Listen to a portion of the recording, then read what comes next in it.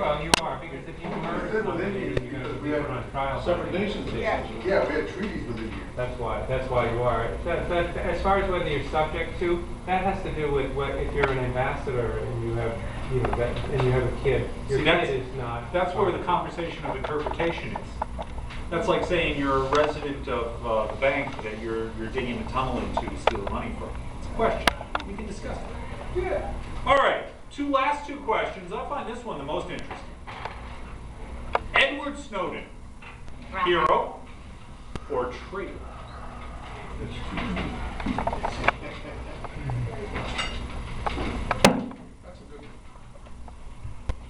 I'm not talking about the security material that he let out.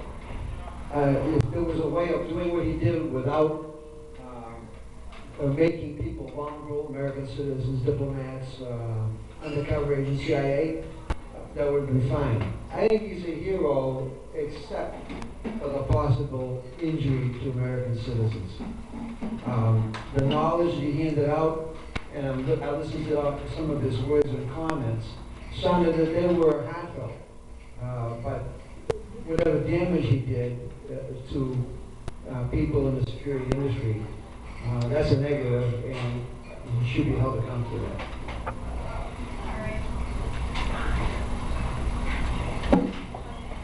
Our intelligence services have been decimated by a series of Democrat presidents. Harry Truman, Jimmy Carter, etc. It takes sometimes a lifetime to develop and get an agent, a spy, in a foreign country to work with you. And they may never fully work with you. They just may alert you that there's something dangerous being done in some village or town in Russia or China. And that gives us a chance to go looking. So 20, 30 years of work gone in an instant because of one young man's peak. There were other ways he could have exposed what he wanted to expose without putting people's lives in danger. In other places, they shoot spies unless they hang them, or in the case of the Russians, they throw them alive into furnaces. Okay? He killed people. He killed people. He's not some glassy-eyed, dweeb of a hippie with a good conscience. He killed people, and he knew it. I agree, it definitely could be handled better, but if he does go to jail, I'd love to see him in the same cellmate as Hillary Clinton for her transgressions and Lois Lerner for her transgressions. Yeah. So go with the prison in Worcester. She killed people. Wait a minute. We're going to be stuck with Hillary. Those who aren't getting the death penalty? All right, last question. And I'll warn you, I've got an urgent communique that I have to share with you after this. Name one constitutional amendment that you would like to see, and tell us why. Added? None. None. Amen. Many of you have heard of the Confederate States of America. In passing. When they had a chance, that was the first constitutional convention after the one that gave us this. They copied it almost word for word. Get yourself a copy of the Confederate Constitution. Hold it side by side with ours. The one thing they did is put tighter squeeze on their Congress in terms of money. In their Constitution, you could only have a bill for one thing, one item. Okay? Now, just remember, the last time we as a whole nation held a constitutional convention, they threw out the Articles of Confederation and started over. Do you really want people like Bernie Sanders, Elizabeth Warren, Ed Markey, Nancy Pelosi scrapping this and starting over? Hell no. Because guess who decides who goes to the Constitutional Convention? Yeah. Guess who makes that decision? Not you. Your state legislature makes that decision. How many states legislatures are in the hands of the MOOPATs? Okay, so be very careful what, you know, you talk about that genie comes out of the, you rub the lamp, the genie comes out, you ask for 3 wishes. Be very careful what you ask for. After Chris. The Convention of States movement that's going around in the country today, it's laudable, but it's very dangerous. And Mike makes a great point. All they can do is quite literally apply to Congress.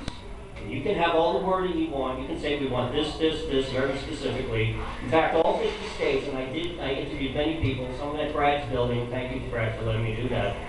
And they all said, yes, you can have all 50 states, all the legislatures, all agree on the language. It can all be nice and tied up with a bow. Once it gets to Congress, Congress goes, oh, thank you very much, and then they shut the door. It's now in their hands. They make the decisions. It's no longer, it doesn't matter what the 50 states agreed on. It doesn't matter what the delegates agreed on. Congress takes it over from there. Again, Nancy Pelosi, Warren, Harry Reid, Boehner, all these guys, you really want them doing that? It's a very, very bad idea. If this was a different time, if we had more, I'm going to use the word, if we had more pious men and women, okay, let's entertain that idea. But then again, if we had more pious men and women, we wouldn't need to entertain the idea. How about statesmen instead of politicians? Exactly. Okay.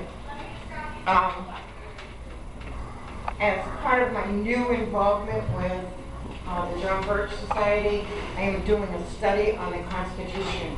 It is not about just the Constitution. It's called The Constitution is the Solution. One of the lessons that we had, and John can back me up on this, is that what we saw was that you do not want to rewrite the Constitution, just enforce it. Yeah. I just want to make one comment. I mean, I look at the, a lot of talk about Confederate flags and all that kind of stuff. We talked about a little bit at the last meeting. I just want to make note of one thing, because sometimes it's tough to actually look, right back in the mirror and see what was there. The Confederacy, the Southern states, when they did rewrite that, also they made several laws. And they put on the books in the United States of America the very first gun law. Yeah. That black people were not allowed to own guns, and nor were several other races and nationalities. And you know what? I just think it has to be said. It's time for reflection in America, and we got to get serious. And like some people have said, we have to follow the Constitution, not make a new one. Exactly. Keep in mind, those were Southern Democrats that did that. That's true. All right.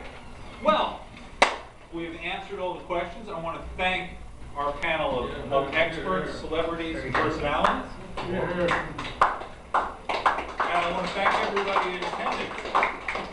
Now, again, as I've mentioned before, the 23rd of September will be my 50th birthday, which kind of means that I've only got 50 years left to do all the work I need to do. All right. So there is a lot of pomp and ceremony. Ralph Belmore from the Marlboro Tea Party is honing in on our action. He is inviting Barbara from Harlem and Jessica Vaughn. And on this Saturday, oh, wait a second, Patrick has flyers? Yes. On Saturday, I believe it's the 19th. 19th, yep. September 19th, he is putting on an event with these two noted celebrities, these women of conscience and conservatism, who will be happy to talk about the topics that they know and hold dear. This is going to be another fantastic event that will be building up, of course, to our event on the 22nd in Harvard, Massachusetts. Somebody might have mentioned that a little earlier. Cambridge, Massachusetts. Cambridge, Massachusetts. Yeah. You know, the Harvard people are going to be complaining about the. Who are all these people showing up here?